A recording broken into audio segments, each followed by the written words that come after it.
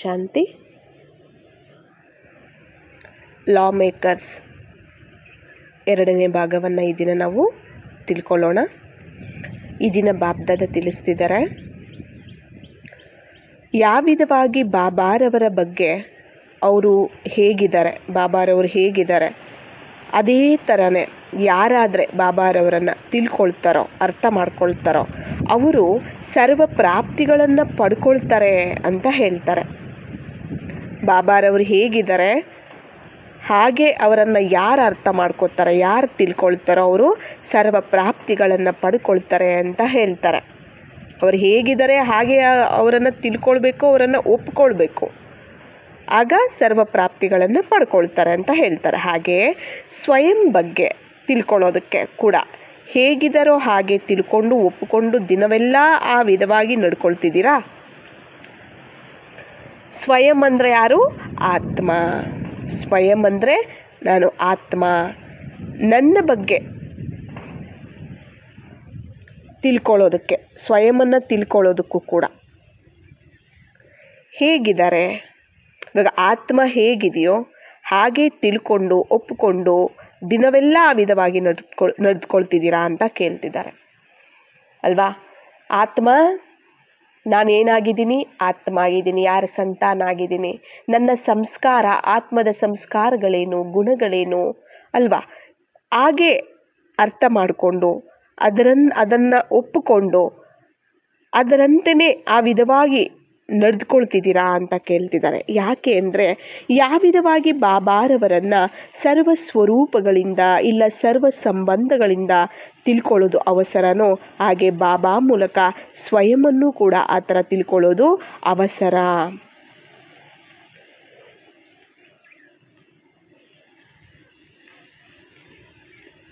ಯಾವ ವಿಧವಾಗಿ ಬಾಬಾರವರನ್ನು ಸರ್ವ ಸ್ವರೂಪಗಳಿಂದ ಇಲ್ಲ ಸರ್ವ ಸಂಬಂಧಗಳಿಂದ ತಿಳ್ಕೊಳ್ಳುವಂಥದ್ದು ಅವಸರನೋ ಹಾಗೆ ಬಾಬಾರವರ ಮೂಲಕ ಸ್ವಯಂವನ್ನು ಕೂಡ ಅದೇ ಥರ ತಿಳ್ಕೊಳ್ಳೋದು ಅವಸರ ಇದೆ.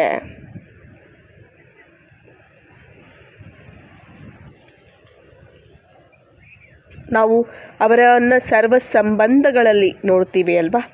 ಬಾಬಾರವರನ್ನು ಸರ್ವ ಸಂಬಂಧದ ರೂಪದಲ್ಲಿ ನೆನಪು ಮಾಡ್ತೀವಲ್ವ. ಬಾಬಾರವರ ಮೂಲಕ ಹಾಗೇನೆ ಬಾಬಾರವರ ಮೂಲಕ ನಮ್ಮನ್ನು, ಸ್ವಯಂವನ್ನು, ಆತ್ಮವನ್ನು ಕೂಡ ಆ ಥರ ತಿಳ್ಕೊಳ್ಳುವಂಥದ್ದು ಅವಸರ ಇದೆ. ತಿಳ್ಕೊಳ್ಳುವಂಥದ್ದು ಅಂದ್ರೇ ಒಪ್ಪಿಕೊಳ್ಳುವಂಥದ್ದು ಅಂತ ಹೇಳ್ತಿದ್ದಾರೆ. ತಿಳ್ಕೊಳ್ಳುವಂಥದ್ದು ಅಂದರೆ ಏನು? ಒಪ್ಕೊಳ್ಳುವಂತಹದ್ದು. ಬಾಬಾ ಹೇಳಿದಾರಲ್ಲ, ನೀವು ಆತ್ಮಗಳಾಗಿದ್ದೀರಾ, ಶರೀರಗಳಲ್ಲ. ನೀವು ಸತ್ಯಯುಗದವರಾಗಿದ್ರಿ, ನೀವು ಪೂರ್ವಜರಾಗಿದ್ದೀರಾ, ನೀವು ಆಧಾರ ಮೂರ್ತಿಗಳಾಗಿದ್ದೀರಾ, ವಿಶ್ವ ಕಲ್ಯಾಣಕಾರಿಗಳಾಗಿದ್ದೀರಾ, ಮಾಸ್ಟರ್ ರಚಯಿತರಾಗಿದ್ದೀರಾ. ನಿಮ್ಮ ಒಂದು ಗುಣ ಪ್ರೇಮ ಆಗಿದೆ. ಪ್ರೇಮ ಸ್ವರೂಪ, ಶಾಂತ ಸ್ವರೂಪ, ಶಕ್ತಿ ಸ್ವರೂಪ, ಜ್ಞಾನ ಸ್ವರೂಪ, ಸುಖ ಸ್ವರೂಪ ಅಲ್ವಾ. ಈ ಥರ ಎಲ್ಲ ಎಷ್ಟು ಹೇಳಿದ್ದಾರೆ ಅಲ್ಲ. ಮತ್ತೆ ಹಾಗೆ ತಿಳ್ಕೊಂಡು ಅದನ್ನು ಒಪ್ಕೊಳ್ಬೇಕು. ತಿಳ್ಕೊಳ್ಳೋದು ಅಂದ್ರೆ ಒಪ್ಕೊಳ್ಳುವಂಥದ್ದು. ನಾನು ಹೇಗಿದ್ದೀನೋ ಹಾಗೆ ಒಪ್ಕೊಂಡು ನಡ್ಕೊಳ್ತೀನಿ ಅಂದರೆ ಎಂತಹ ಸ್ಥಿತಿ ಇರುತ್ತೆ? ನಾನು ಎಂತಹ ಆತ್ಮ ಆಗಿದ್ದೀನಿ, ನಾನು ಹೇಗಿದ್ದೀನಿ ಹಾಗೆ ಅದನ್ನು ಒಪ್ಕೊಂಡು ನಡೆದುಕೊಳ್ತೀನಿ ಅಂದರೆ ಎಂತಹ ಸ್ಥಿತಿ ಇರುತ್ತೆ? ದೇಹದಲ್ಲಿ ಇದ್ರೂ ಕೂಡ ವಿದೇಹಿ ನಾನು. ಯಾಕಂದ್ರೆ ದೇಹದಲ್ಲಿ ಇದ್ರೂ ಕೂಡ ನಾನು ಆತ್ಮ ಆಗಿ ವಿದೇಹಿ ಸ್ಥಿತಿ ಇರುತ್ತೆ. ವ್ಯಕ್ತದಲ್ಲಿ ಇದ್ರೂ ಅವ್ಯಕ್ತ ಸ್ಥಿತಿ ಇರುತ್ತೆ. ನಡೀತಾ ತಿರುಗಾಡ್ತಾ ಫರಿಸ್ತೆಯಾಗಿ, ಹಗುರವಾಗಿ, ಇಲ್ಲ ಕರ್ಮಗಳನ್ನ ಮಾಡ್ತಾ ಕರ್ಮಗಳಿಗೆ ಅತೀತವಾಗಿ, ಕರ್ಮಾತೀತವಾಗಿ ಇರುತ್ತೆ. ಯಾಕೆ ಅಂದರೆ ಯಾವಾಗಾದ್ರೆ ಸ್ವಯಂವನ್ನ ಒಳ್ಳೆ ಸರಿಯಾದ ಒಂದು ರೀತಿಯಲ್ಲಿ ನೀವು ತಿಳ್ಕೊಳ್ತಿರೋ ಮತ್ತೆ ಹಾಗೇನೆ ಒಪ್ಕೊಳ್ತಿರೋ, ಆಗ ಯಾರಾದ್ರೆ ಸ್ವಯಂ ಬಗ್ಗೆ ತಿಳ್ಕೊಳ್ತಾರೋ ಅವರ ಮೂಲಕ ಯಾವುದಾದ್ರೂ ಒಂದು ನಿಯಮದಲ್ಲಿ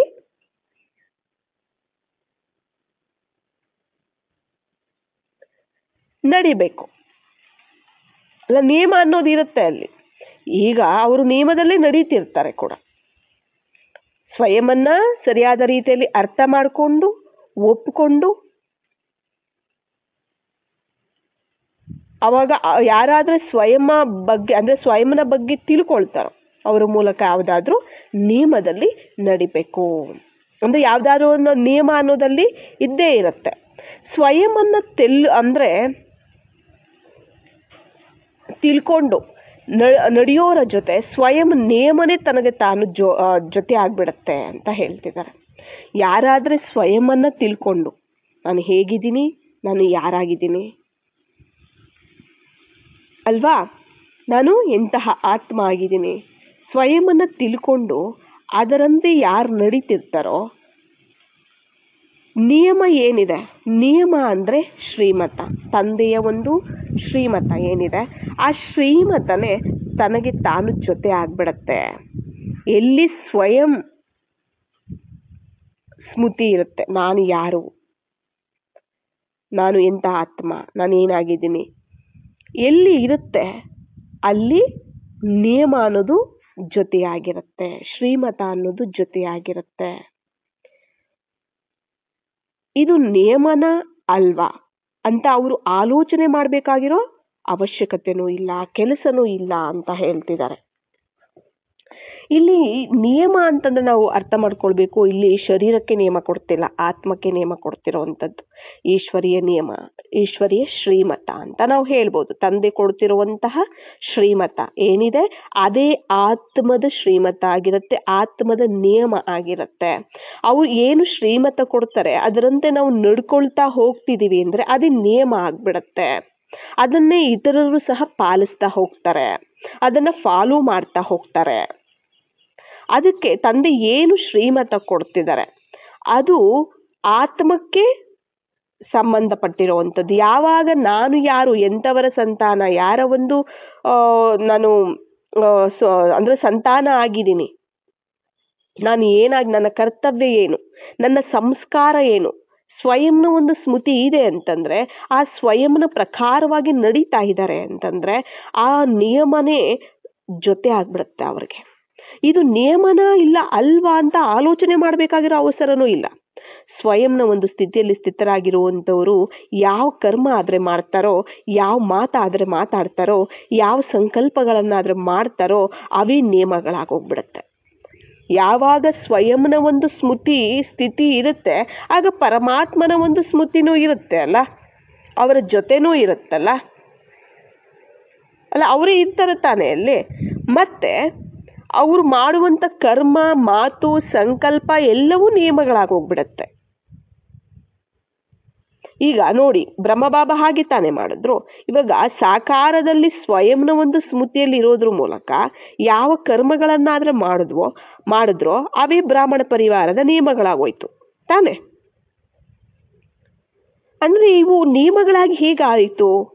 ಬ್ರಹ್ಮನ ಮೂಲಕ ಏನಾದ್ರೆ ನಡೀತೋ, ಯಾವುದಾದ್ರೆ ನಡೀತೋ ಅವೇ ಬ್ರಾಹ್ಮಣ ಪರಿವಾರಕ್ಕೋಸ್ಕರ ನಿಯಮಗಳಾಗೋಯ್ತು ಅಲ್ವಾ. ಅವರು ಸ್ವಯಂನ ಒಂದು ಸಾಕಾರದಲ್ಲಿ ಸ್ವಯಂನ ಒಂದು ಸ್ಮೃತಿಯಲ್ಲಿ ಇದ್ರು. ಅವ್ರು ಯಾರು, ಅವ್ರು ಏನಾಗಿದ್ದಾರೆ, ಅವರ ಒಂದು ಸಂಸ್ಕಾರ ಏನು, ಅವರ ಒಂದು ಕರ್ತವ್ಯ ಏನು, ಎಲ್ಲ ಒಂದು ಸ್ಮೃತಿ ಇತ್ತು. ಸ್ವಯಂನ ಒಂದು ಸ್ಮೃತಿಯಲ್ಲಿ ಇರೋದ್ರ ಮೂಲಕ ಅವ್ರು ಯಾವ ಕರ್ಮಗಳನ್ನ ಮಾಡಿದ್ರೋ ಅವೇ ನಮ್ಮೆಲ್ಲರ ಅಂದ್ರೆ ಬ್ರಾಹ್ಮಣ ಪರಿವಾರದ ಒಂದು ನಿಯಮ ಆಗೋಗ್ಬಿಡ್ತು. ಇವು ನಿಯಮಗಳಾಗಿ ಹೇಗಾಯ್ತು? ಬ್ರಹ್ಮನ ಮೂಲಕ ಏನಾದ್ರೂ ನಡೀತೋ ಅವೇ ಬ್ರಾಹ್ಮಣ ಪರಿವಾರಕ್ಕೋಸ್ಕರ ನಿಯಮಗಳಾಗೋಯ್ತು ಅಲ್ವಾ.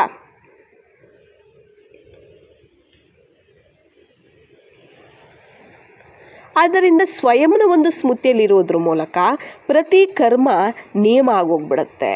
ಯಾವಾಗ ಸ್ವಯಂನ ಒಂದು ಸ್ಮೃತಿ, ಆತ್ಮದ ಸ್ಮೃತಿ, ನಾನು ಶರೀರ ಅಲ್ಲ, ನಾನೇನಾಗಿದ್ದೀನಿ, ಆತ್ಮ ಆಗಿದ್ದೀನಿ, ನಾನು ಪರಂಧಾಮದ ನಿವಾಸಿ ಆಗಿದ್ದೀನಿ, ಪರಮಾತ್ಮನ ಸಂತಾನ ಆಗಿದ್ದೀನಿ, ನನ್ನ ಗುಣ ಏನು, ನನ್ನ ಸಂಸ್ಕಾರ ಏನು, ಇವುಗಳ ಒಂದು ಸ್ಮೃತಿ ಇತ್ತು ಅಂತಂದ್ರೆ ಪ್ರತಿ ಕರ್ಮ ನಿಯಮ ಆಗೋಗ್ಬಿಡತ್ತೆ.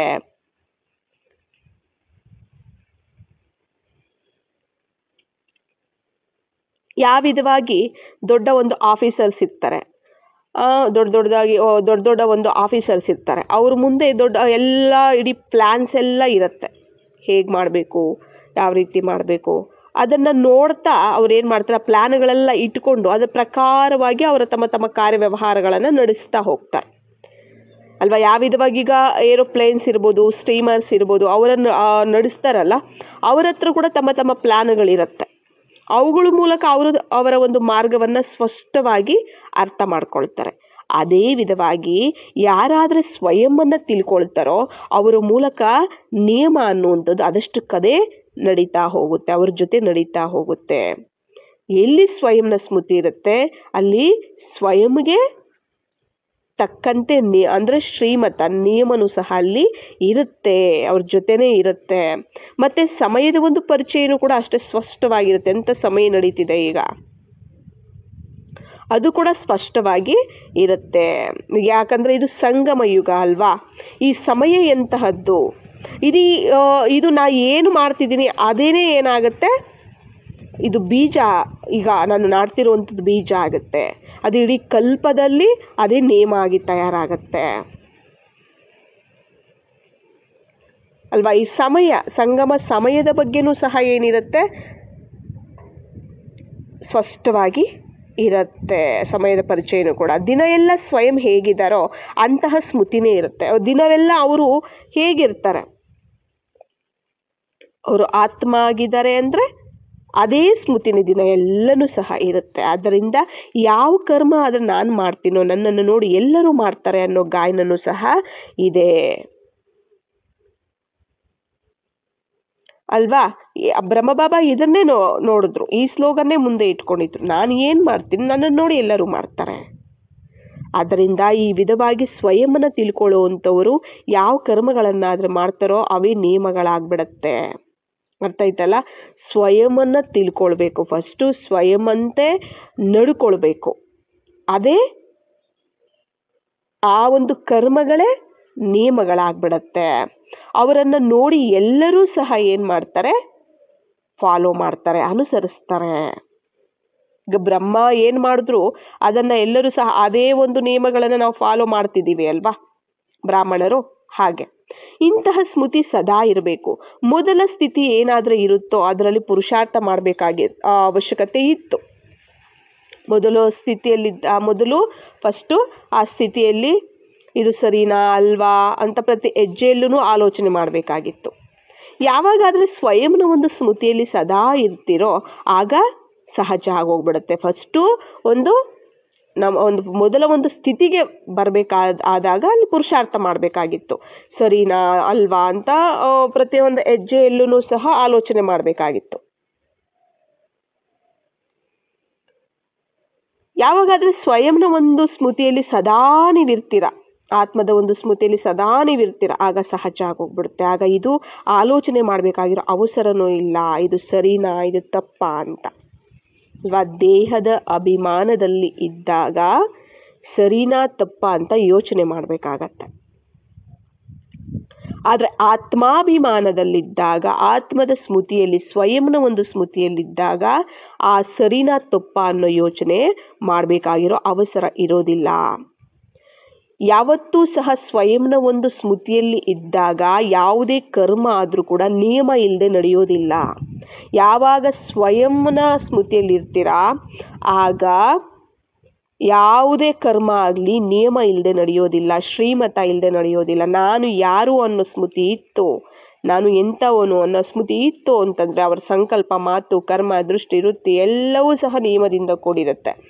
ಯಾವ ವಿಧವಾಗಿ ನೋಡಿ, ಸಾಕಾರದಲ್ಲಿ ಸ್ವಯಂನ ಒಂದು ನಶೆಯಲ್ಲಿರೋ ಕಾರಣವಾಗಿ ಅಥಾರಿಟಿಯಿಂದ ಸಾಕಾರದ ಮೂಲಕ ಯಾವುದಾದ್ರೂ ತಪ್ಪು ಕೆಲಸ ನಡೆದ್ರು ಅದನ್ನು ಕೂಡ ಸರಿ ಮಾಡ್ತೀನಿ ಅಂತ ಅಥಾರಿಟಿಯಿಂದ ಹೇಳ್ತಿದ್ರು. ಈ ಅಥಾರಿಟಿ ಇದೆ ಅಲ್ವಾ. ಬ್ರಹ್ಮಬಾಬಾ ಏನೇ ಒಂದು ಅಂದರೆ ಅವರು ಸಾಕಾರದಲ್ಲಿ ಇದ್ದಾಗ ಅವರು ಸ್ವಯಂನ ಒಂದು ನಶೆಯಲ್ಲಿದ್ದರು, ಆತ್ಮದ ಒಂದು ಸ್ವಯಂನ ಒಂದು ನಶೆಯಲ್ಲಿದ್ದರು. ಆ ಕಾರಣವಾಗಿ ಅಧಿಕಾರದಿಂದ, ಅಥಾರಿಟಿಯಿಂದ ಹೇಳ್ತಿದ್ರು, ನನ್ನ ಮೂಲಕ ಏನೇ ತಪ್ಪು ನಡೆದ್ರು ಅದನ್ನೂ ಕೂಡ ಸರಿ ಮಾಡ್ತೀನಿ ಅಂತ ಅಥಾರಿಟಿಯಿಂದ ಹೇಳ್ತಿದ್ರು. ಈ ಅಥಾರಿಟಿ ಇದೆ ಅಲ್ವಾ. ಅಷ್ಟೊಂದು ಅಥಾರಿಟಿ ಹೇಗಿತ್ತು, ಸ್ವಯಂನ ಒಂದು ನಶೆ, ಸ್ವಯಂನ ಒಂದು ಸ್ವಸ್ವರೂಪದ ಸ್ಮೃತಿಯಲ್ಲಿ ಇರೋದ್ರ ಮೂಲಕ ಯಾವ ಕರ್ಮನೂ ತಪ್ಪು ಕರ್ಮ ಆಗಿ ಆಗೋದಿಲ್ಲ ಅನ್ನೋ ನಶೆ ಇರುತ್ತೆ. ಅದರಿಂದ ಧೈರ್ಯವಾಗಿ ಅಧಿಕಾರದಿಂದ ಹೇಳಿದ್ರು ಅವರು ನನ್ನಿಂದ ಏನೇ ತಪ್ಪಾದ್ರೂ ಕೂಡ ಅದನ್ನ ನಾನು ಸರಿ ಮಾಡ್ತೀನಿ ಅಂತ.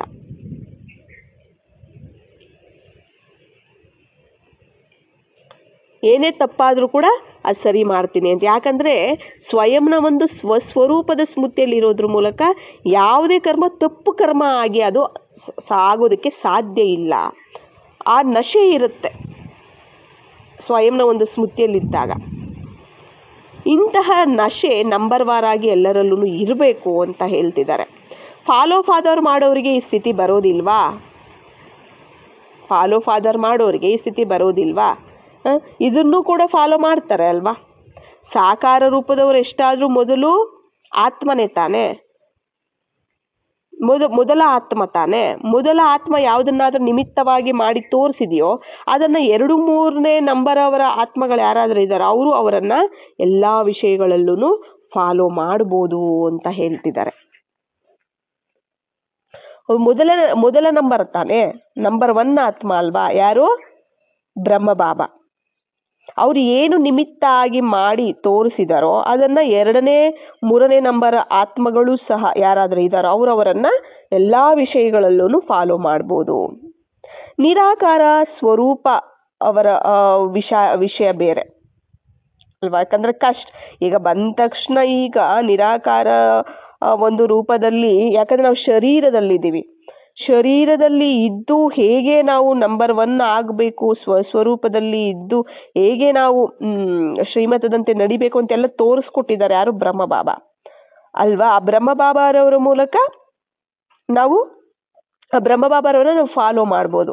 ಆದ್ರೆ ನಿರಾಕಾರ ಸ್ವರೂಪದವರ ವಿಷಯ ಬೇರೆ ಇದೆ. ನಿರಾಕಾರ ರೂಪದಲ್ಲಿ, ಯಾಕಂದ್ರೆ ಸಾಕಾರದಲ್ಲಿ ಇರ್ತಾನೆ ನಾವು ಎಲ್ಲನೂ ಸಹ ನಾವು ಮಾಡಬೇಕಾಗಿದೆ. ಅವರು ಬಾಪ್ ಸಮಾನ ಸಾಕಾರ ಸ್ವರೂಪದಲ್ಲಿ ಇದ್ದೇ ಮಾಡಿ ತೋರಿಸಿದ್ರು ಅಲ್ವಾ? ಯಾರು? ಬ್ರಹ್ಮ ಬಾಬಾ. ಅದಕ್ಕೆ ಹೇಳ್ತಿದ್ದಾರೆ ಸಾಕಾರದಲ್ಲಿ ನಿಮಿತ್ತ ಆಗಿ ಯಾವುದನ್ನಾದ್ರೆ ಮಾಡಿ ತೋರಿಸಿದ್ರು ಅದನ್ನೆಲ್ಲರೂ ನಂಬರ್ ವಾರಾಗಿ ಪುರುಷಾರ್ಥದನುಸಾರವಾಗಿ ಫಾಲೋ ಮಾಡಬಹುದು. ಇದನ್ನೇ ಸ್ವಯಂ ಅಲ್ಲಿ ಸಂಪೂರ್ಣ ನಿಶ್ಚಯ ಬುದ್ಧಿ ಅಂತ ಹೇಳ್ತಾರೆ. ಸಂಪೂರ್ಣ ಸ್ವಯಂ ಮೇಲೆ ನಿಶ್ಚಯವನ್ನ ಇಟ್ಟುಕೊಂಡು ಅವ್ರು ಏನ್ ಮಾಡಿದ್ರು? ಪುರುಷಾರ್ಥವನ್ನ ಮಾಡಿ ತೋರಿಸಿದ್ರು. ಅವರು ನಿಶ್ಚಯ ಬುದ್ಧಿ ಇತ್ತು, ಸ್ವಯಂ ಮೇಲೆ ನಿಶ್ಚಯ ಇತ್ತು. ಯಾವ ವಿಧವಾಗಿ ಬಾಬಾರವರಲ್ಲಿ 100% ನಿಶ್ಚಯ ಇತ್ತು, ಅವ್ರದ್ದು ನಿಶ್ಚಯ ಬುದ್ಧಿ ಆಗಿತ್ತು, ಅದೇ ತರ ಬಾಬಾರವರ ಜೊತೆ ಸ್ವಯಂಲ್ಲೂ ಕೂಡ ಅಷ್ಟೊಂದು ನಿಶ್ಚಯ ಬುದ್ಧಿಯಾಗಿ ತಪ್ಪದೇ ಇರಬೇಕು ನೀವು ಅಂತ ಹೇಳ್ತಿದ್ದಾರೆ. ಬ್ರಹ್ಮ ಬಾಬಾರವರಿಗೆ ಸ್ವಯಂಲ್ಲಿ ಆತ್ಮದ ಮೇಲೆ ಅಷ್ಟು ನಿಶ್ಚಯ ಇತ್ತು, ನಿಮಗೂ ಸಹ ಇರಬೇಕು ಅಂತ ಹೇಳ್ತಿದ್ದಾರೆ. ಸ್ವಸ್ಮೃತಿಯ ಒಂದು ನಶೆ ಎಷ್ಟಿರುತ್ತೆ? ಸ್ವಸ್ಮೃತಿಯ ಒಂದು ನಶೆ ಎಷ್ಟಿರುತ್ತೆ? ಯಾವ ವಿಧವಾಗಿ ಸಾಕಾರ ರೂಪದಲ್ಲಿ ನಿಮಿತ್ತ ಆಗಿ ಪ್ರತಿ ಕರ್ಮವನ್ನ ನಿಯಮ ರೂಪದಲ್ಲಿ ಮಾಡಿ ತೋರಿಸಿದ್ರೋ ಅದೇ ತರ ಪ್ರಾಕ್ಟಿಕಲ್ ಆಗಿ ನೀವು ಬಾಬಾರವರನ್ನ ಫಾಲೋ ಮಾಡಬೇಕು. ಸಾಕಾರ ರೂಪದಲ್ಲಿ ನಿಮಿತ್ತ ಆಗಿ ಪ್ರತಿ ಕರ್ಮ ನಿಯಮ ರೂಪದಲ್ಲಿತ್ತು, ನಿಯಮ ರೂಪವಾಗಿತ್ತು. ಯಾರ್ದು? ಬ್ರಹ್ಮ ಬಾಬಾರವರು ಮಾಡಿ ತೋರಿಸಿದ್ರು ಆ ತರ ಅವರು. ಅದೇ ತರ ಪ್ರಾಕ್ಟಿಕಲ್ ಆಗಿ ನೀವು ಬಾಬಾರವರನ್ನ ಫಾಲೋ ಮಾಡಬೇಕು. ಇಂತಹ ಸ್ಥಿತಿ ಇದೆಯಾ? ಯಾವ ವಿಧವಾಗಿ ಈಗ ನೋಡಿ, ಒಂದು ರೈಲು ತನ್ನ ಒಂದು ಪಟ್ಟಿಗಳ ಮೇಲೆ ನಡೀತಾ ಇದ್ದಾಗ ಆಕ್ಸಿಡೆಂಟ್ ಆಗೋದಿಲ್ಲ ಅನ್ನೋ ನಿಶ್ಚಯ ಇರುತ್ತೆ, ನಿಶ್ಚಿಂತವಾಗಿ ನಡೆಸ್ತಾ ಇರ್ತಾರೆ ಅಲ್ವಾ? ಹಾಗೆ ಸ್ವಸ್ಮೃತಿಯ ಒಂದು ನಶೆ ಇತ್ತು ಅಂದ್ರೆ, ಫೌಂಡೇಶನ್ ಸರಿಯಾಗಿತ್ತು ಅಂದ್ರೆ, ಫೌಂಡೇಶನ್ನೇ ನಾನು ಆತ್ಮ ಅನ್ನುವ ಒಂದು ಸ್ಮೃತಿ ಪಕ್ಕಾ ಇರುವಂತಹದ್ದು, ಆ ಸ್ಥಿತಿ ಸ್ವರೂಪದಲ್ಲಿ ಮೇಲೆ ನಿಶ್ಚಯ ಇರುವಂತಹದ್ದು, ಅದರಲ್ಲಿ ಪಕ್ಕಾ ಆಗುವಂತಹದ್ದು, ಇದೇ ಫೌಂಡೇಶನ್. ಈ ಒಂದು ಫೌಂಡೇಶನ್ ಇತ್ತು ಅಂದ್ರೆ ಕರ್ಮಗಳು ಮತ್ತೆ ಮಾತುಗಳು ನಿಯಮ ಇಲ್ಲದೆ ಇರೋದಿಲ್ಲ. ನಿಯಮ ಇಲ್ಲದೆ ಮಾತು ಇರೋದಿಲ್ಲ, ನಿಯಮ ಇಲ್ಲದೆ ಕರ್ಮಗಳು ಇರೋದಿಲ್ಲ. ಯಾವಾಗ? ಸ್ವಸ್ಮೃತಿಯ ಒಂದು ನಶೆ ಇದ್ದಾಗ, ಫೌಂಡೇಶನ್ ಸರಿಯಾಗಿದ್ದಾಗ. ಆತ್ಮದ ಒಂದು ಫೌಂಡೇಶನ್ ಸರಿ ಇರಬೇಕು.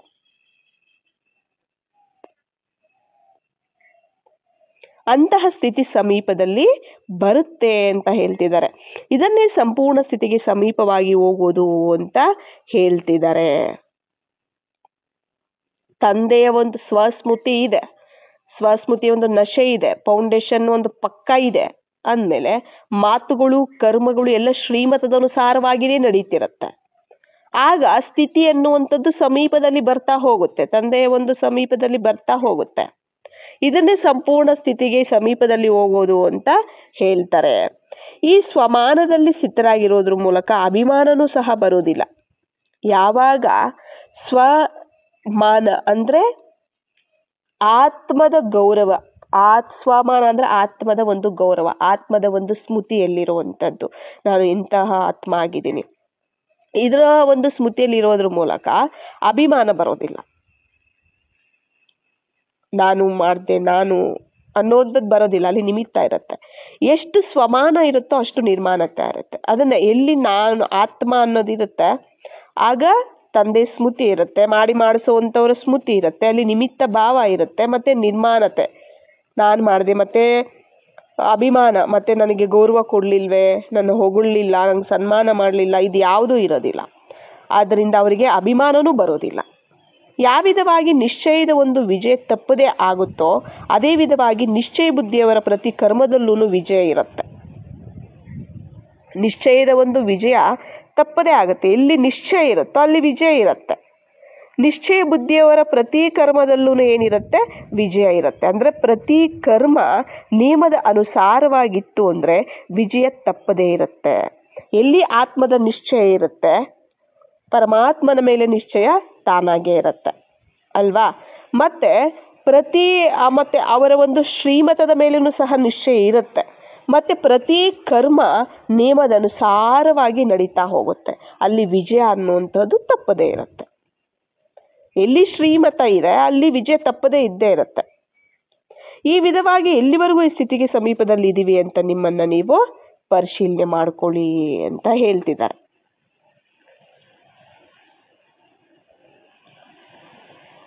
ಪ್ರತಿಯೊಂದು ವಿಷಯದಲ್ಲೂ ವಿಜಯ ಅನ್ನೋದು ತಪ್ಪದೇ ಇರುತ್ತೆ. ಯಾವಾಗಾದ್ರೂ ನೀವು ಸಮೀಪದಲ್ಲಿ ಬರ್ತಿರೋ ಆಗ ಇತರರ ನಂಬರ್ ಕೂಡ ಸಮೀಪದಲ್ಲಿ ಬಂದ್ಬಿಡುತ್ತೆ. ನೀವೆಷ್ಟು ಹತ್ತತ್ರ ಬರ್ತಾ ಹೋಗ್ತಿರೋ, ಸಂಪೂರ್ಣ ಸ್ಥಿತಿಗೆ ಸಮೀಪದಲ್ಲಿ ಬರ್ತಾ ಹೋಗ್ತಿರೋ ಅಷ್ಟು ಇತರರ ನಂಬರು ಕೂಡ ಸಮೀಪದಲ್ಲಿ ಬರ್ತಾ ಹೋಗುತ್ತೆ. ಪ್ರತಿದಿನ ಇಂತಹ ಪರಿವರ್ತನೆ ಒಂದು ಅನುಭವ ನಡೀತಾ ಇರುತ್ತೆ ಅಲ್ವಾ. ಪರಿವರ್ತನೆ ಶ್ರೀಮತದನುಸಾರವಾಗಿ ನಡೀತಾ ಹೋಗ್ತೀವಿ ಅಂತ ನಾವು ಮುಂದೆ ಇನ್ನು ಹೋಗ್ತಿದ್ದೀವಿ ಅಂತ ಅರ್ಥ ಅಲ್ವಾ.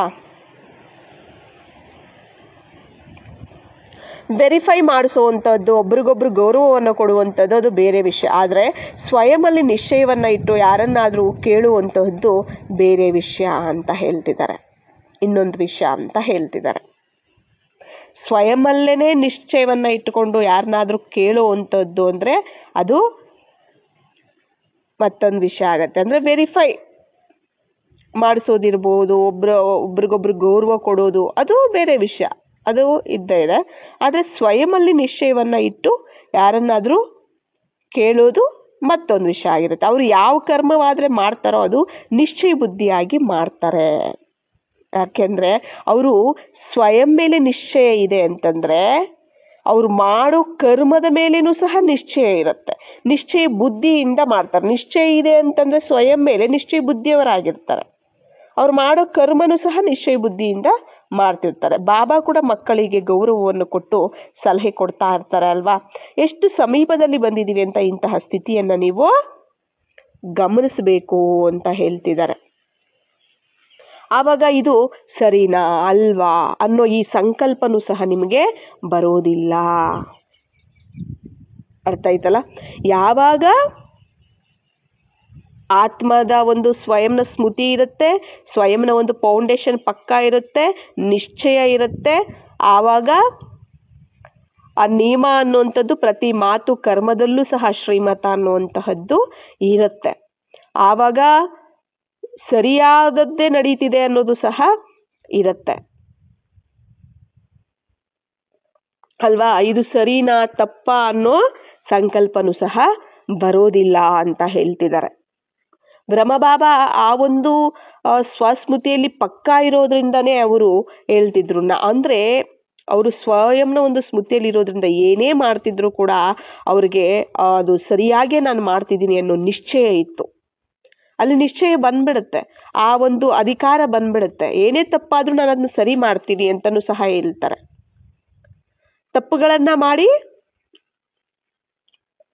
ನಾವು ಸರಿ ಮಾಡ್ತೀವಿ ಅಂತ ನಾವು ಅಂದ್ರೆ ಸ್ವಯಂನ ಒಂದು ಸ್ಮೃತಿಯಲ್ಲಿ ನಾವಿದ್ದಾಗ ತಪ್ಪುಗಳನ್ನ ಮಾಡಿ ನಾವು ಸರಿ ಮಾಡ್ತೀವಿ ಅನ್ನೋ ಒಂದು ಧೈರ್ಯ ಇರುತ್ತೆ. ಯಾಕಂದ್ರೆ ಅಲ್ಲಿ ತಪ್ಪುಗಳೇ ನಡೆಯೋದಿಲ್ಲ. ಯಾವಾಗ ಸ್ವಯಂ ಸ್ಮೃತಿಯಲ್ಲಿ ಇರ್ತೀವಿ ಅಲ್ಲಿ ನಿಯಮದ ಅನುಸಾರವಾಗಿ ಶ್ರೀಮತದ ಅನುಸಾರವಾಗಿ ಇರುತ್ತೆ, ಅಲ್ಲಿ ತಪ್ಪುಗಳು ನಡೆಯೋದಿಲ್ಲ. ಅದರಿಂದನೇ ಅವ್ರು ಅಷ್ಟೊಂದು ಧೈರ್ಯವಾಗಿ ಹೇಳ್ತಿದ್ರು ಕೂಡ.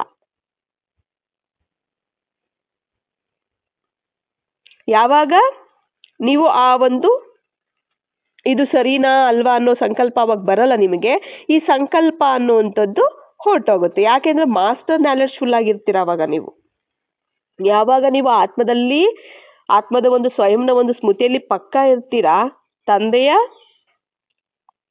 ಒಂದು ಶ್ರೀಮತದ ಅನುಸಾರವಾಗಿ ನೀವು ನಿಯಮದ ಅನುಸಾರವಾಗಿ ನೀವು ನಡೀತಾ ಹೋಗ್ತೀರಾ, ಆವಾಗ ನಾಲೆಡ್ಜ್ಫುಲ್ ಆಗಿರ್ತೀರ. ಸ್ವಯಂನ ಒಂದು ನಶೆಯಲ್ಲಿ ಎಂತಹ ಕೊರತೆನೂ ಇರಬಾರ್ದು ಅಂತ ಹೇಳ್ತಿದ್ದಾರೆ ನೋಡಿ. ಸ್ವಯಂನ ಒಂದು ನಶೆ ಏನಿದೆ, ನಾನು ಯಾರಾಗಿದ್ದೀನಿ ಅನ್ನೋ ನಶೆಯಲ್ಲಿ ಕೊರತೆ ಇರಬಾರ್ದಂತೆ, ಲೋಪ ಇರಬಾರ್ದು. ಇದನ್ನೇ ಹೇಳೋದು ಬಾಬಾ, ನೀವೇನಾಗಿದ್ದೀರಾ ಅದನ್ನ ಒಪ್ಕೊಳ್ಬೇಕು, ಅದರಂತೆ ನಡ್ಕೊಳ್ಬೇಕಾಗತ್ತೆ. ಅದನ್ನ ಅರ್ಥ ಮಾಡಿಕೊಂಡು ಅದರನ್ನ ಒಪ್ಪಿಕೊಂಡು ಅದರಂತೆನೆ ನಡ್ಕೊಳ್ಬೇಕು. ಅದರ ನಶೆಯಲ್ಲೇ ಇರಬೇಕು ನೀವು, ಅದರಲ್ಲಿ ಕೊರತೆ ಬರಬಾರದು ಅಂತ ಹೇಳ್ತಿದ್ದಾರೆ. ಕಾರ್ಯ ವ್ಯವಹಾರಗಳ ನಿಯಮದ ಅನುಸಾರವಾಗಿ ಒಬ್ರಿಗೊಬ್ರು ಗೌರವ ಕೊಟ್ಕೊಳ್ಳುವಂತಹದ್ದು ಕೂಡ ನಿಯಮನೆ. ಕಾರ್ಯ ವ್ಯವಹಾರಗಳ ಒಂದು ನಿಯಮದ ಅನುಸಾರವಾಗಿ ಒಬ್ರಿಗೊಬ್ರು ಗೌರವ ಕೊಟ್ಕೊಳ್ಬೇಕು, ಇದು ಕೂಡ ನಿಯಮನೆ. ಇಂತಹ ಸ್ಥಿತಿ ಇದೆಯಾ?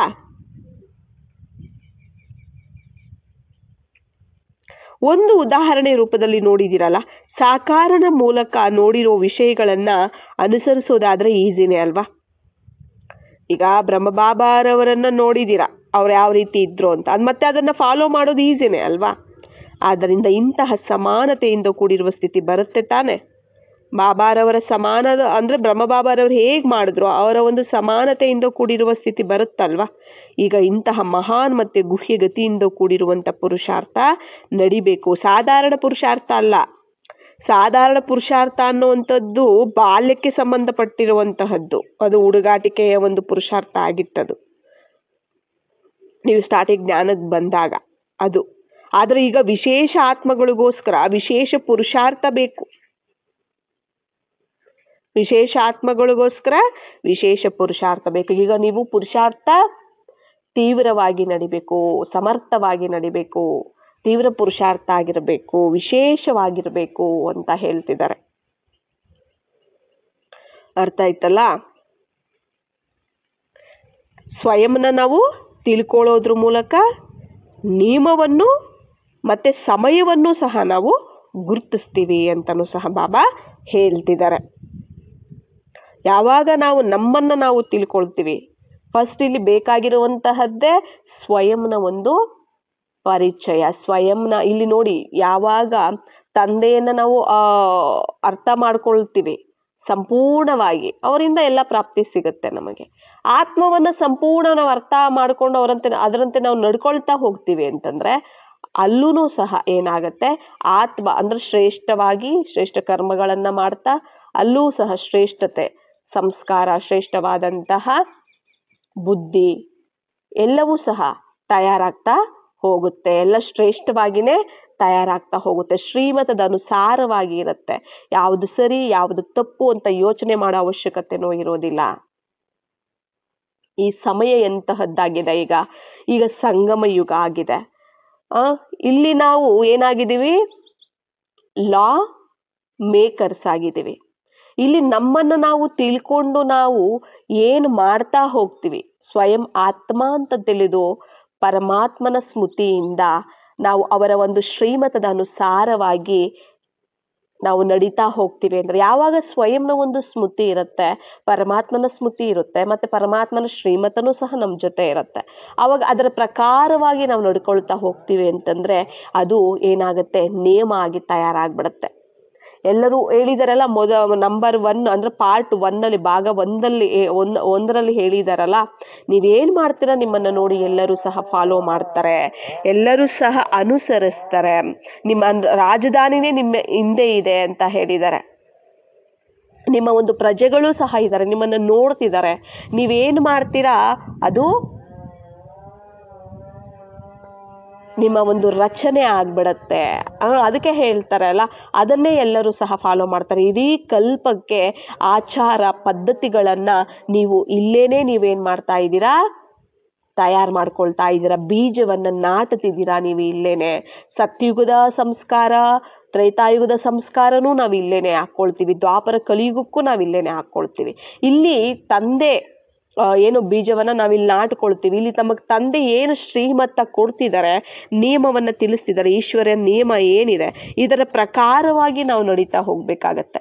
ಯಾವಾಗ ನಾವು ಇದರ ಪ್ರಕಾರವಾಗಿ ನಾವು ನಡೀತಾ ಹೋಗ್ತೀವಿ, ಆವಾಗ ನಮ್ಮ ಸ್ವಯಂನ ಒಂದು ಪರಿವರ್ತನೆ ಮತ್ತೆ ವಿಶ್ವದ ಆತ್ಮಗಳ ಒಂದು ಪರಿವರ್ತನೆನೂ ಸಹ ಆಟೋಮೆಟಿಕಲಿ ಆಗ್ತಾ ಹೋಗುತ್ತೆ. ಅಂದ್ರೆ ಇಲ್ಲಿ ಮೇನ್ ನಮಗೆ ಬೇಕಾಗಿರುವಂತಹದ್ದು ಸ್ವಯಂನ ಒಂದು ಸ್ಮೃತಿ, ಸ್ವಯಂನ ಒಂದು ಸ್ಥಿತಿ, ಸ್ವಯಂನ ಒಂದು ಸ್ವರೂಪದಲ್ಲಿ ಸ್ಥಿತರಾಗಿ ಮಾಡ್ತಾ ಹೋಗ್ಬೇಕಾಗತ್ತೆ. ಜೊತೆಗೆ ಬಾಬಾರವರ ಸ್ಮೃತಿ. ಇಲ್ಲಿ ನಾವು ಯೋಗ ಅಂತ ಅಂದಾಗ ಸ್ವಯಂನ ಇಲ್ಲಿ ನಾವು ಆತ್ಮ ಅಂತ ನಾವು ತಿಳ್ಕೊಂಡು ಪರಮಾತ್ಮನನ್ನ ನಾವು ಸ್ಮೃತಿ ಮಾಡ್ಬೇಕಾಗತ್ತೆ. ಡೈರೆಕ್ಟ್ ನಾವು ಪರಮಾತ್ಮ ಅಂತ ನಾವು ನೆನಪು ಮಾಡ್ತೀವಿ ಅಂದ್ರೆ ಆಗೋದಿಲ್ಲ. ಅದು ನಾವು ದ್ವಾಪರ ಯುಗದಿಂದ ಮಾಡ್ಕೊಂಡ್ ಬಂದಿದ್ದೀವಿ. ದೇಹಾಭಿಮಾನದಲ್ಲಿರ್ತಾ ಆತ್ಮಿಕ ಸ್ಮೃತಿ ಇರದೆ ಪರಮಾತ್ಮನನ್ನ ನಾವು ನೆನಪು ಮಾಡ್ತಾ ಬಂದಿದ್ದೀವಿ. ಈಗ ಇದು ಹಾಗಲ್ಲ.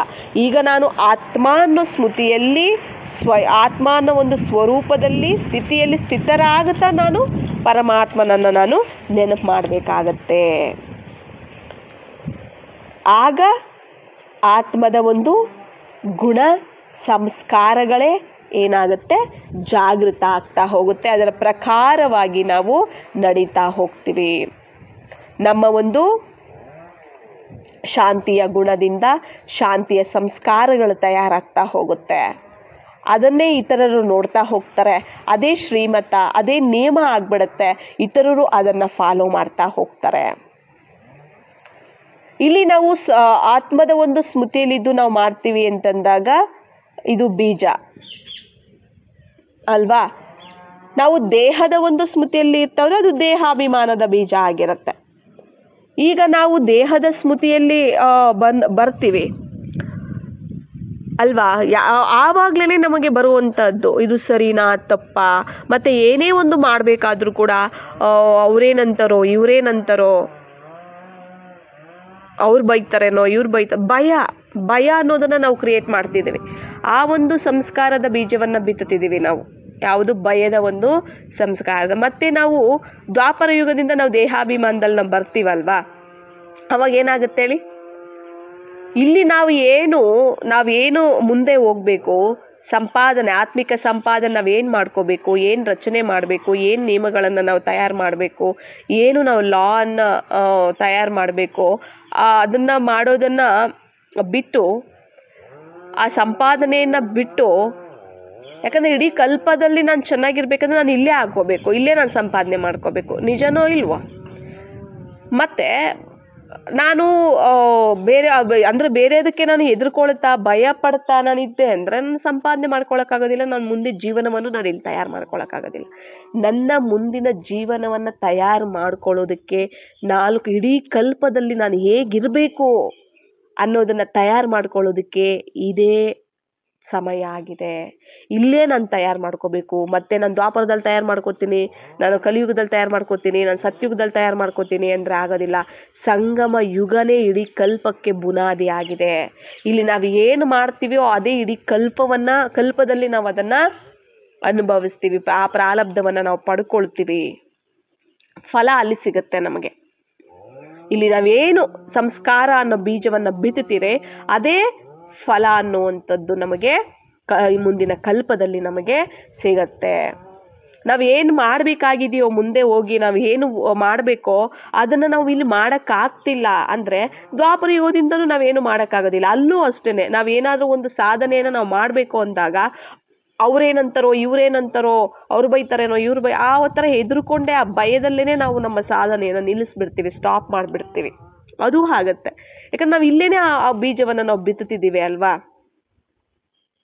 ಇಲ್ಲಿ ಸ್ವಯಂ ತಂದೆ ಬಂದಿದ್ದಾರೆ. ಸ್ವಯಂ ತಂದೆ ಬಂದು ಏನು ಹೇಳ್ತಿದ್ದಾರೆ, ನನ್ನ ಒಂದು ಶ್ರೀಮತದ ಒಂದು ಅನುಸಾರವಾಗಿ ನೀವು ನಡೀತಾ ನಿಮ್ಮ ಭಾಗ್ಯದ ರೇಖೆಗಳನ್ನ ನೀವು ಎಳ್ಕೊಳ್ಳಿ ಅಂತ ಹೇಳ್ತಿದ್ದಾರೆ. ನಿಮ್ಮ ಭಾಗ್ಯವನ್ನು ನೀವು ರೂಪಿಸಬೇಕು, ವಿಶ್ವದ ಆತ್ಮಗಳ ಭಾಗ್ಯವನ್ನು ನೀವು ರೂಪಿಸಬೇಕು. ಅದಕ್ಕೆ ನೀವು ನಿಯಮ ರೂಪಕರ್ತರಾಗಿದ್ದೀರಾ, ಪೂರ್ವಜರ ಅಂತ ಹೇಳ್ತಾರೆ, ಆಧಾರ ಮೂರ್ತಿಗಳಂತ ಹೇಳ್ತಾರೆ, ಮಾಸ್ಟರ್ ರಚಯಿತರ ಅಂತ ಹೇಳ್ತಾರೆ ಅಲ್ವಾ. ಇದೆಲ್ಲನೂ ಸಹ ನಿಮ್ಮ ಕೈಯಲ್ಲೇ ಇದೆ ಅಂತ. ಬಾಬಾ ಮಾಡೋದೇನು ಒಂದು ಸೆಕೆಂಡು ಸಾಕು, ಆದರೆ ಇಲ್ಲಿ ಪ್ರಾರಬ್ಧವನ್ನ ಅನುಭವಿಸುವಂಥದ್ದು ನಾವೇ. ಅದರಿಂದ ನಮ್ಮ ಕೈಯಲ್ಲೇ ಮಾಡಿಸ್ತಾರೆ. ಅದಕ್ಕೋಸ್ಕರ ಇಲ್ಲಿ ಸ್ವಯಂನ ತಿಳ್ಕೊಂಡು ನಾನು ಯಾರಾಗಿದ್ದೀನಿ, ಸ್ವಯಂವನ್ನು ನಾನು ಅರ್ಪಣೆ ಮಾಡಬೇಕಾಗತ್ತೆ ತಂದೆಗೆ. ನನ್ನನ್ನು ನಾನು ಅರ್ಥ ಮಾಡ್ಕೊಳ್ಬೇಕಾಗತ್ತೆ. ಅದರಂತೆಯೇ ನಾನು ಯಾರು ಅಂತಾನೆ ನಾನು ಆ ಒಂದು ಸ್ಮೃತಿಯಲ್ಲಿ ಇರ್ತಾ ಅದೇ ದೃಷ್ಟಿ, ಅದೇ ವೃತ್ತಿ, ಅದೇ ಮಾತು, ಅದೇ ಕರ್ಮ ಎಲ್ಲ ಆತ್ಮಿಕವಾಗಿಯೇ ನಡೀತಾ ಹೋಗ್ತಿದೆ ಅಂದರೆ ಅಲ್ಲಿ ಶ್ರೇಷ್ಠವಾಗಿಯೇ ಇರುತ್ತೆ. ಎಲ್ಲವೂ ಸಹ ಶ್ರೇಷ್ಠವಾಗಿರುತ್ತೆ. ಅಲ್ಲಿ ಕರೆಕ್ಟಾಗಿಯೇ ನಡೀತಿರುತ್ತೆ. ಇದು ಸರಿನೋ ಇದು ತಪ್ಪೇನೋ ಅನ್ನೋ ಭಯಪಡೋ ಅವಶ್ಯಕತೆ ಇಲ್ಲ, ಯೋಚನೆ ಮಾಡೋ ಅವಶ್ಯಕತೆನೂ ಇಲ್ಲ. ಎಲ್ಲ ಸರಿಯಾಗೇ ನಡೀತಾ ಹೋಗುತ್ತೆ. ಇಲ್ಲಿ ನಮಗೆ ಒಬ್ಬ ವ್ಯಕ್ತಿಗಳಿಂದ ಬಂತೋ ಇಲ್ಲ ಪರಿವಾರದಿಂದ ಬಂತೋ ಏನೇ ಒಂದು ವಿಘ್ನಗಳು ನಮಗೆ ಬಂದರೂ ಕೂಡ ನಾವು ಮಾಡ್ಕೊಳ್ಳೋ ಸಂಪಾದನೆಯಲ್ಲಿ ಅದೇನಾದರೂ ಬಂದಿದೆ ಅಂದರೆ ಅದೇನೋ ನಮ್ಮನ್ನು ಗಟ್ಟಿ ಮಾಡಕ್ಕೆ ಬಂದಿರುತ್ತೆ. ನಾವು ದೇಹಾಭಿಮಾನದಲ್ಲಿರೋ ಕಾರಣ ಏನಾಗ್ಬಿಡತ್ತೆ, ನಾವು ಗೊಂದಲದಲ್ಲಿ ಬಂದ್ಬಿಡ್ತೀವಿ, ಟೆನ್ಷನಲ್ಲಿ ಬಂದ್ಬಿಡ್ತೀವಿ. ಆತ್ಮಿಕ ಸ್ಮೃತಿಯಲ್ಲಿ ಇರ್ತಾ ನಾವು ಸ್ವಯಂನ ಒಂದು ನಶೆಯಲ್ಲಿ ಇರ್ತಾ ನಾನು ಯಾರಾಗಿದ್ದೀನಿ ಏನಾಗಿದ್ದೀನಿ ನಶೆಯಲ್ಲಿರ್ತಾ ನಾವು ಮಾಡ್ತಾ ಹೋಗ್ತಿದ್ದೀವಿ ಅಂತಂದರೆ ಅದು ಸರಿಯಾಗೇ ನಡೀತಿರುತ್ತೆ. ಅಲ್ಲಿ ಸರಿಯಾಗಿ ತಾನಾಗೇ ನಡೀತಿರುತ್ತೆ. ಬಾಬಾ ಹೇಳಿದಾರಲ್ಲ, ಈಗ ಯಾರು ಸ್ವಯಂನ ಒಂದು ಸ್ಮೃತಿಯಲ್ಲಿ ಇರ್ತಾ ನಡೀತಾ ಹೋಗ್ತಾರೆ ಅವರಿಗೆ ನಿಯಮಗಳು ಶ್ರೀಮತ ಅನ್ನೋದೇ ಜೊತೆ ಇರುತ್ತೆ, ತಾನಾಗೇ ಬಂದು ಜೊತೆ ಸೇರ್ಬಿಟ್ಟಿರುತ್ತೆ ಅವ್ರಿಗೆ ಅಂತ ಹೇಳಿದ್ದಾರೆ ಅಲ್ವಾ. ಅಲ್ಲಿ ಬಾಬಾರು ಶ್ರೀಮತನೇ ನಡೀತಿರುತ್ತೆ, ಆ ಈಶ್ವರಿಯ ನಿಯಮನೇ ನಡೀತಿರುತ್ತೆ ಹೊರತು ಬೇರೆದು ಯಾವುದು ಸಹ ಇಲ್ಲಿ ನಡೆಯೋದಿಲ್ಲ. ಅವಾಗ ಅದು ಇದು ತಪ್ಪು ಅಂತ ಹೇಳಕ್ಕೂ ಆಗೋದಿಲ್ಲ. ಯಾಕಂದ್ರೆ ಆತ್ಮದ ಒಂದು ಸ್ವಯಂನ ಸ್ಮೃತಿ ಇದೆ ಅಂತಂದ್ರೆ ಅಲ್ಲಿ ಪರಮಾತ್ಮನ ಒಂದು ಸ್ವಯಂನ ಒಂದು ಆತ್ಮದ ಒಂದು ಸಂಸ್ಕಾರ, ಆತ್ಮದ ಒಂದು ಗುಣಗಳೇ ನಡೀತಿರುತ್ತೆ. ಅಲ್ಲಿ ಆ ಗುಣ ಸಂಸ್ಕಾರದ ಪ್ರಕಾರವಾಗಿಯೇ ಆತ್ಮ ನಡೀತಿರುತ್ತೆ, ಅದೇ ನಿಯಮ ಆಗಿ ತಯಾರಾಗತ್ತೆ. ದೇಹದ ಒಂದು ಸ್ಮೃತಿಯಲ್ಲಿದ್ದಾಗ ದೇಹದ ಒಂದು ಗುಣ ಸಂಸ್ಕಾರಗಳೇ ನಡೀತಾ ಹೋಗುತ್ತೆ, ಅದೇ ತಯಾರಾಗತ್ತೆ. ಅದಕ್ಕೆ ಈಗ ಹೇಳ್ತಾರೆ, ಈ ಸಮಯದಲ್ಲಿ ನೀವು ಸ್ವಯಂನ ಒಂದು ಸ್ಮೃತಿಯಲ್ಲಿರಿ, ಸ್ವಸ್ಥಿತಿಯಲ್ಲಿರಿ, ಸ್ವಸ್ವರೂಪದಲ್ಲಿರಿ, ಆ ಒಂದು ನಶೆಯಲ್ಲಿರಿ ಅಂತ ಹೇಳ್ತಿದ್ದಾರೆ. ದೇಹಾಭಿಮಾನದಲ್ಲಿ ಬಂದಾಗ ದೇಹದ ಸಂಸ್ಕಾರಗಳೇ ಅವು ತಯಾರಾಗ್ಬಿಡತ್ತೆ ಅಲ್ವಾ. ಏನೇ ಒಂದು ಪರಿಸ್ಥಿತಿ ಬಂದರೂ ಕೂಡ ಇಲ್ಲಿ ಸ್ವಯಂನ ಒಂದು ಸ್ಮೃತಿಯಲ್ಲಿ ಇದ್ದಾಗ ಅದು ಕರೆಕ್ಟಾಗೇ ನಡೀತಿರುತ್ತೆ. ಅಲ್ಲಿ ಗೊಂದಲ ಅನ್ನೋಂತಹದ್ದು ನಿಮಗೆ ಬರೋದಿಲ್ಲ. ಅದು ಸರಿಯಾಗೇ ನಡೀತಿದೆ, ಬಾಬಾರವರ ಶ್ರೀಮತದ ಅನುಸಾರವಾಗಿಯೇ ನಡೀತಿದೆ ಅನ್ನೋ ಒಂದು ನಿಶ್ಚಯ, ಒಂದು ಧೈರ್ಯ, ಒಂದು ಅಧಿಕಾರ ಎಲ್ಲನೂ ಇರುತ್ತೆ. ಇಲ್ಲ ಅಂದರೆ ಎದುರ್ಕೊಳ್ಬೇಕಾಗತ್ತೆ, ಇಲ್ಲ ಅಂದರೆ ಭಯ ಪಡಬೇಕಾಗತ್ತೆ. ಸರಿನೋ ತಪ್ಪೋ, ಅವ್ರೇನಂತಾರೋ ಇವ್ರೇನಂತಾರೋ ಅನ್ನೋ ಭಯ ಪಡಬೇಕಾಗತ್ತೆ. ಗೊಂದಲ ಇರುತ್ತೆ, ಟೆನ್ಷನ್ ಇರುತ್ತೆ, ಎಲ್ಲ ಇರುತ್ತೆ. ಇಲ್ಲಿ ಒಂದು ಸ್ವಯಂನ ಒಂದು ಸ್ಮೃತಿಯಲ್ಲಿ ಇರ್ತಾ ಸ್ವಯಂನ ಒಂದು ಸಂಸ್ಕಾರಗಳಲ್ಲಿ ನಾವು ನಡೀತಾ ಹೋದಂತೆ, ಜೊತೆಗೆ ಬ್ರಹ್ಮ ಬಾಬಾರವರು ಹೇಗೆ ಅವ್ರು ಮಾಡಿ ತೋರಿಸಿದ್ರು ಅದನ್ನು ನಾವು ಏನು ಮಾಡಬೇಕು, ಫಾಲೋ ಮಾಡಬೇಕಾಗತ್ತೆ. ಸ್ವಯಂನ ಒಂದು ಸ್ಮೃತಿಯಲ್ಲಿ ಇರ್ತಾ ನಡೀತಾ, ಜೊತೆಗೆ ಬ್ರಹ್ಮ ಬಾಬಾರವರು ಹೇಗೆ ಮಾಡಿದ್ದಾರೆ, ನಿರಾಕಾರ ತಂದೆಯಂತೂ ಬಿಡಿ ಅದು ಸೆಕೆಂಡ್, ಆದರೆ ನಾವು ಶರೀರದಲ್ಲೇನೆ ಇದ್ದು ನಾವು ಮಾಡಬೇಕಲ್ಲ. ನಾವೇನ ನಿರಾಕಾರದಲ್ಲಿ ಇದು ನಿರಾಕಾರನೇ ಆಗಿಲ್ಲ ಅಲ್ಲ, ಶರೀರದಲ್ಲಿ ಇರ್ತಾ ನಾವು ನಿರಾಕಾರ ಸ್ಮೃತಿ ಬರಬೇಕು. ಅಂದ್ರೆ ಬ್ರಹ್ಮಬಾಬಾ ಹಾಗೆ ತಾನೇ ಮಾಡಿದ್ರು, ಶರೀರದಲ್ಲಿ ಇರ್ತಾನೆ ಅವರು ಸ್ವಸ್ಮೃತಿಯಲ್ಲಿ ಸ್ವನಶೆಯಲ್ಲಿ ಇರ್ತಿದ್ರು. ಪ್ರತಿ ಸೆಕೆಂಡು ಸಹ ಸಫಲ ಮಾಡಿಕೊಂಡ್ರು, ಎಲ್ಲವನ್ನ ಸಫಲ ಮಾಡಿಕೊಂಡ್ರು. ಎಲ್ಲದ ಕೂಡ ಶ್ರೇಷ್ಠವಾಗಿ ಮಾಡ್ಕೊಂಡ್ರು. ನಂಬರ್ 1 ಆತ್ಮ ಆದ್ರು. ಈಗ ಅವರಂತೆನೆ ನೀವು ಅವರ ಸಮಾನ, ಅವರನ್ನ ಫಾಲೋ ಮಾಡಿ ಆಗ್ಬೇಕು ಅಂತ ಬಾಬಾನು ಸಹ ತಿಳಿಸ್ತಿದ್ದಾರೆ. ಇಲ್ಲಿ ನಾವು ತಿಳ್ಕೊಳ್ಬೇಕಾಗಿರೋದು ಅಂದ್ರೆ ನಾವು ಫಾಲೋ ಮಾಡ್ಬೇಕಾಗಿರೋದು ಬಾಬಾರವರನ್ನೇ, ಬ್ರಹ್ಮ ಬಾಬಾರವರನ್ನೇ ನಾವು ಫಾಲೋ ಮಾಡಬೇಕಾಗಿದೆ. ಇಲ್ಲಿ ಫಸ್ಟ್ ನಮಗೆ ಬರ್ಬೇಕಾಗಿರೋ ದೇಹದ ಸ್ಮೃತಿ ಹೋಗ್ಬೇಕು, ಆತ್ಮದ ಸ್ಮೃತಿ ಬರ್ಬೇಕು. ನಾನು ಯಾರೋ ಅನ್ನೋ ಸ್ಮೃತಿಯಲ್ಲಿ ಇದ್ದಾಗ ನನ್ನ ಒಂದು ಗುಣ ಏನು, ನನ್ನ ಒಂದು ಸಂಸ್ಕಾರ ಏನು, ನನ್ನ ಒಂದು ಕರ್ತವ್ಯ ಏನು ಅನ್ನೋದು ಸ್ಮೃತಿಯಲ್ಲಿರುತ್ತೆ. ನಾನು ಯಾರ ಸಂತಾನ ಅನ್ನೋದಕ್ಕೆ ಸಹ ಸ್ಮೃತಿಯಲ್ಲಿರುತ್ತೆ. ಮತ್ತೆ ಯಾವ್ದು ಸರಿ ಯಾವ್ದು ತಪ್ಪು ಅನ್ನೋ ಒಂದು ಯೋಚನೆ ನೀವು ಎಲ್ಲ ಕರೆಕ್ಟಾಗೆ ನಡೀತಿರುತ್ತೆ.